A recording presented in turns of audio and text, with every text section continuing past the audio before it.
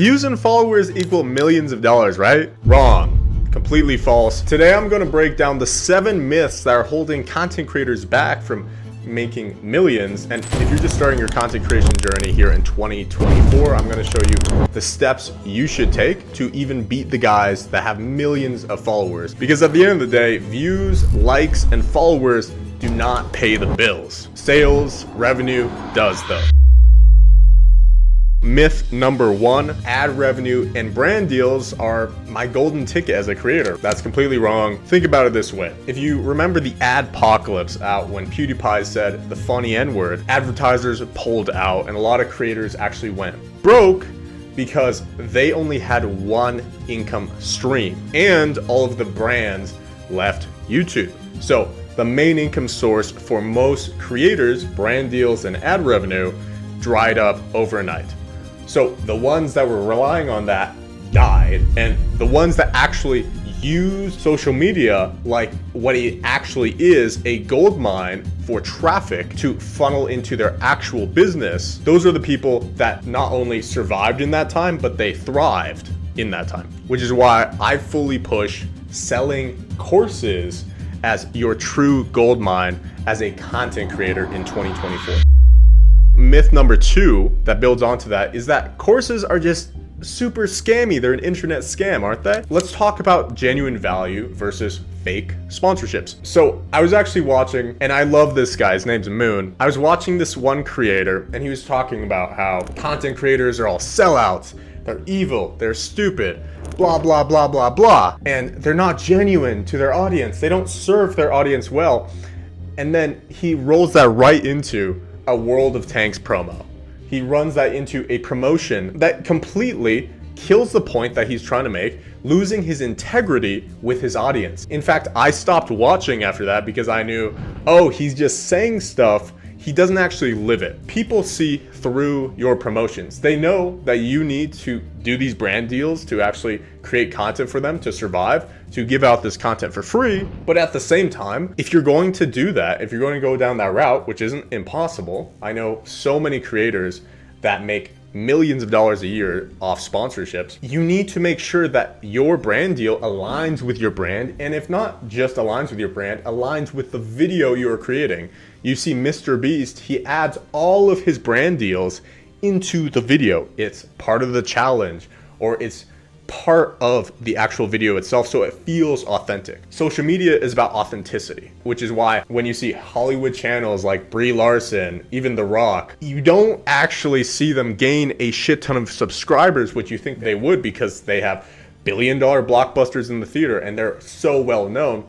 Why don't they grow? Well, it's because they lack authenticity and relatability, which is what social media is built on. If I've known anything about watching YouTube for 1 to 3 hours a day for the last 20 years before bed, if I know anything, it's that as soon as I feel someone is corporate, as soon as I feel like someone's recording from a script, I immediately stop watching, because YouTube is separate from TV, where YouTube, it's about real connections with real people, which I'll get to later when I talk about building parasocial connections with your audience. Now, let's get back to courses and why they're not so much of a scam as you think. In fact, courses, one, as a creator, they're one of the most lucrative sources of income you can get, and that's what attracts most people to them. But the problem with courses is that they are related to scam artists. They're related to gurus. When I say the word financial freedom, what picture comes to mind? Right? A beach? My students are earning 6 and even 7 figures working from their laptops from home. I was able to go from being completely broke,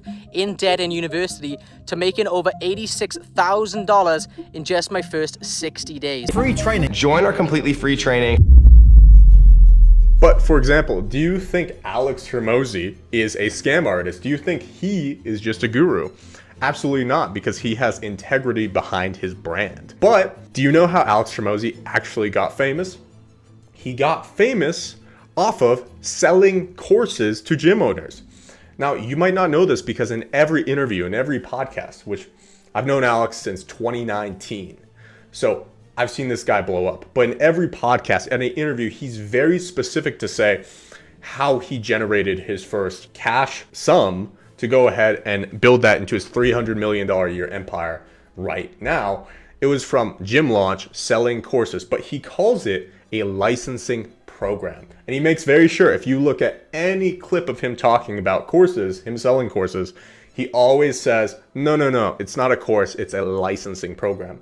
But he sold that licensing program for $16,000 a pop. And then the back end of that was about $40,000 to $50,000 per year. That's why he was able to sell a minority share of gym launch for $40 to $60 million because of that. Another reason why courses are one of the best models is because you can have full integrity behind a course because you create it. Like, you are not just an affiliate of someone else's product for a brand deal. You are actually in it. It's yours, right? So you get the main cut because you're not splitting this money with anybody else, for one.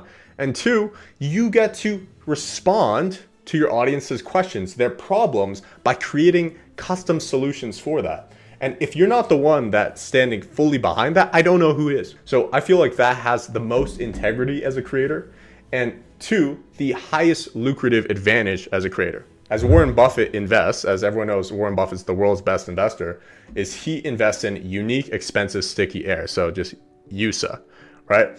Courses are exactly that. They're unique because they have the brand of the creator. They are expensive because you can price it as high as you want. You know, I worked with Cole Gordon, fastest growing sales trainers in the world, and he sold his course for $24,000. He only had a business for 24, 30, able to scale to 40, 50 million a year because he could price it so high because of his brand. Sticky because without the information, they can't solve their problem.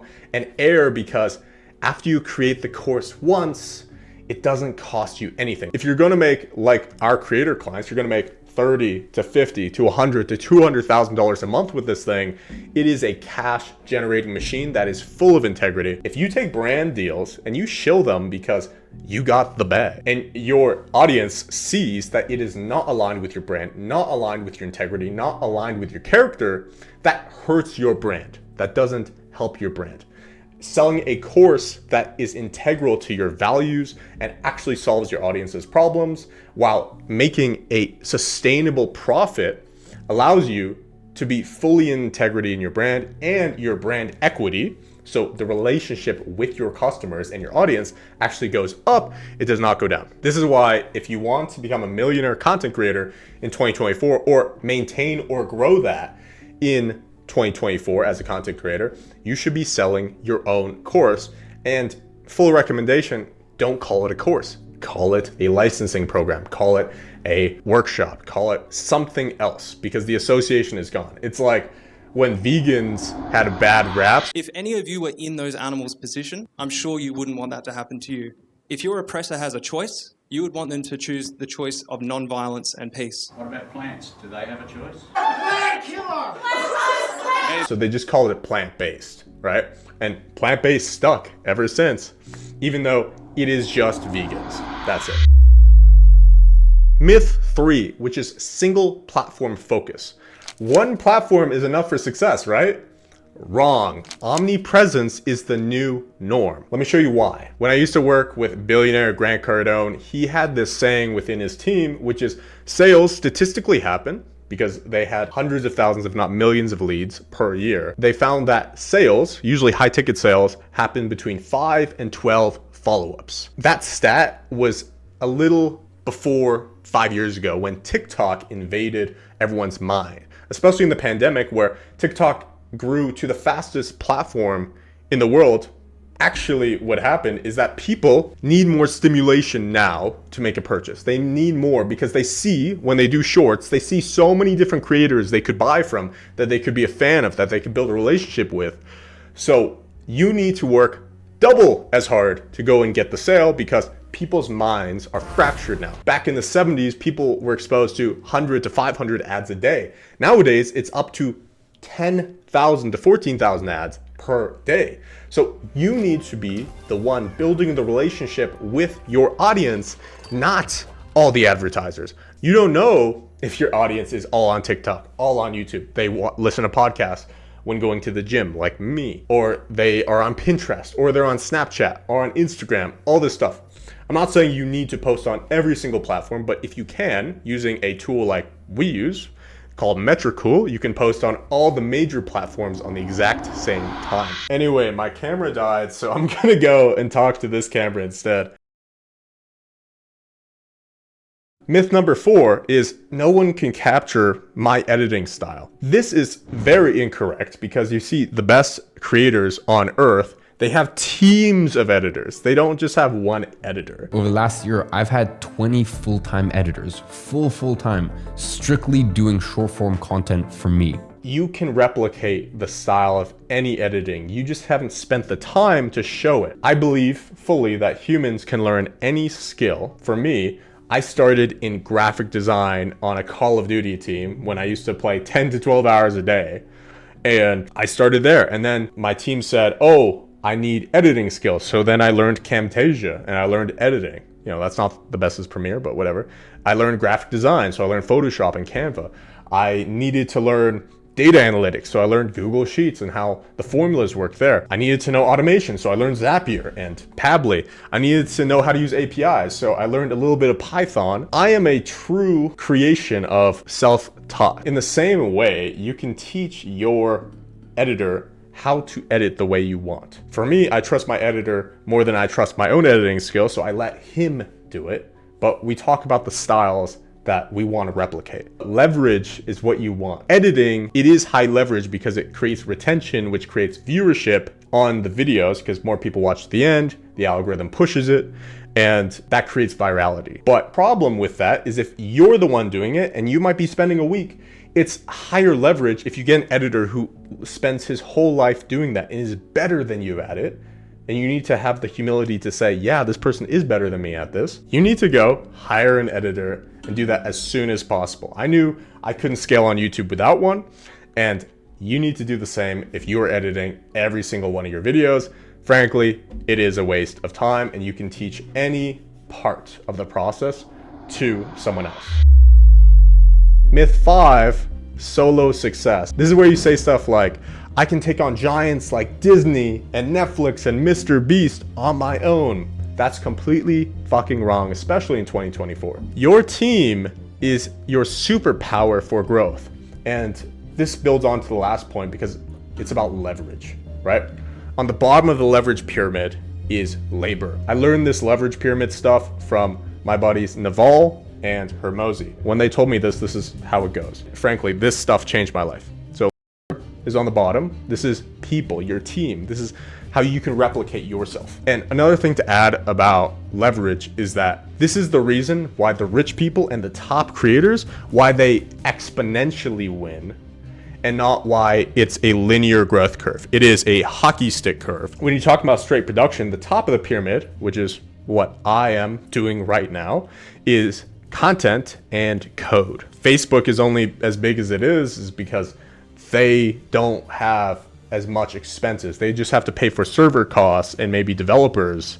They don't have to pay for a service they're providing you. And content, this is what I'm doing right now, is that I can record something once, same with a course. I can record something once and it can be consumed for hours and days of time out years into the future where I can turn someone that's a stranger to me to my friend, to a parasocial relationship that can go and get value from me by taking my free advice, but eventually become a customer that I can go ahead and help on the highest level because people pay to pay attention. People invest their time and their money to get the results that they want in their life, and you need to be the guiding force to go and do that for them. Speaking of being with a team, that also goes with being with a community. Now, I used to be a complete loner, lost all my friends after high school, turned into this stoner degenerate that played Call of Duty for 10 to 12 hours a day and dropped out of school, black sheep in my family.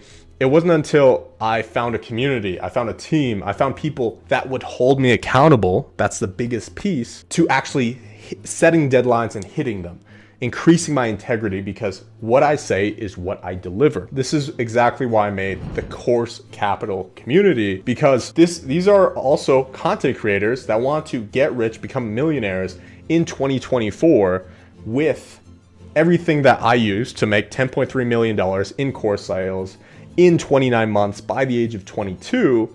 Everything's in there, the whole blueprint, step by step. So if you want to join the Course Capital community too, which people are usually paying over $3,000 a year to get inside, or $300 a month, for the first 50 people, we're giving this for free because we want to get creator clients using our softwares and services inside, which we will be promoting. So don't join if you're not cool with that. So we're giving 50 free tickets before February 23rd, 2024 to get inside for free at free.creatorjoy.net.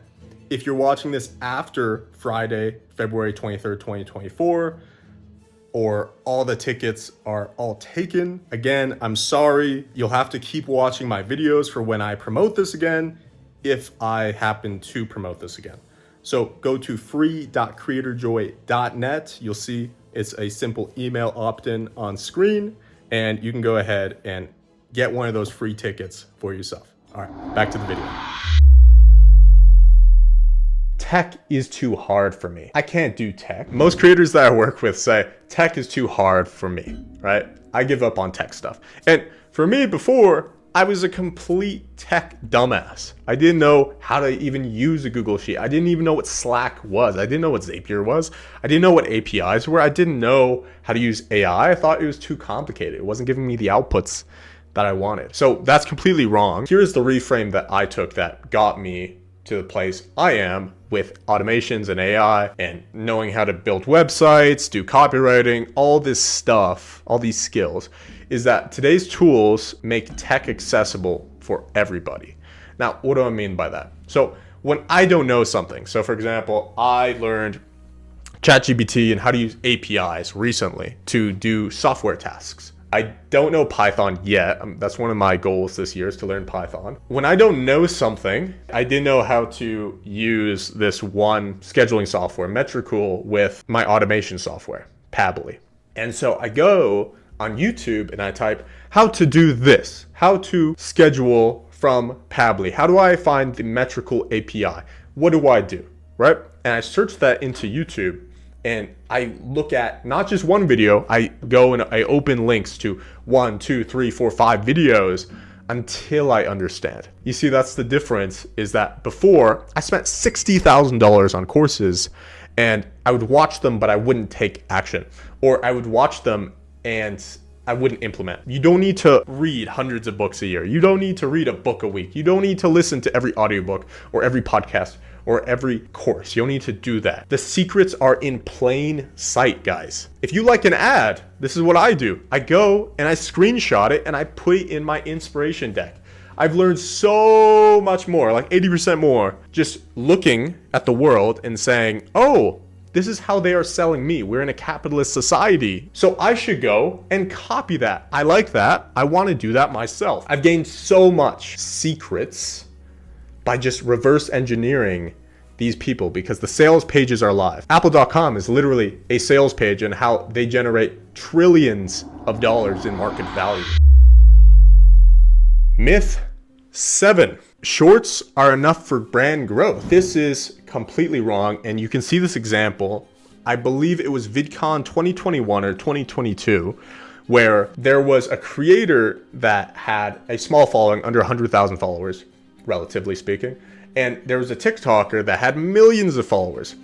The YouTuber had full lines full of people that were ready to see him, ready to go and get autographs, ready to take pictures, videos, etc., because they loved this person. But you saw the TikToker and you saw empty lines. It was terrible, but it showed the lesson that depth with your audience counts more than breadth, right? So even if you have 2 million, 3 million followers, that doesn't matter nowadays. It matters, did they watch your video? Did they engage with your video? Did they watch to the end? How much of your content catalog did they watch? That's the biggest deal in the whole thing. So there's this one study I love citing, which is, I remember my friend Alex Berman, he told me this, is that it takes 4 hours of content consumption, not creation, consumption from the audience to build a parasocial relationship with the content creator. Now, why is that statistically significant? When I worked with Jason Capital and we had a ton of brands under our umbrella, is that we found, funny enough, he had less of a following on YouTube or podcast. He barely had one, but he knew that per podcast listener, he made more money, and per YouTube viewer, he made more money than his 2.5 million follower Instagram account. Why? Because when you build a relationship with someone, that takes time, right? And especially in this TikTok-esque landscape, you need to stand out by doing longer videos, okay? The people that can handle longer attention spans like that, one, they build these parasocial relationships, which just means that you don't know them, but they know you, and they can think you're their best friend, even though you don't even know they exist. The creators that have the most parasocial relationships with their audience will gain the biggest market share, because Mr. Beast is competing with Hershey's. You have a couple competitors in the chocolate space, but you have no emotional attachment to them other than nostalgia. Like, I like the taste of this. Then you go Mr. Beast, you're like, oh, I love his challenges, I love his videos. I've watched hundreds of hours of Mr. Beast videos. I love this guy, like I know him as a friend, as a person. And you see in a supermarket, Feastables from my friend versus Hershey's from a corporation. Which one are you gonna pick? Honestly, speaking about connection, the best way to build connection and this scalable trust with your audience that can take your views and convert those views into dollars and money in your bank account, go ahead and watch this video over here. That's all about how I made $10 million with chat closing, because I think chat closing is the best way to build connections with your followers and convert that into money. So go ahead over here and watch this video about how I made $10 million by the age of 22 chat closing.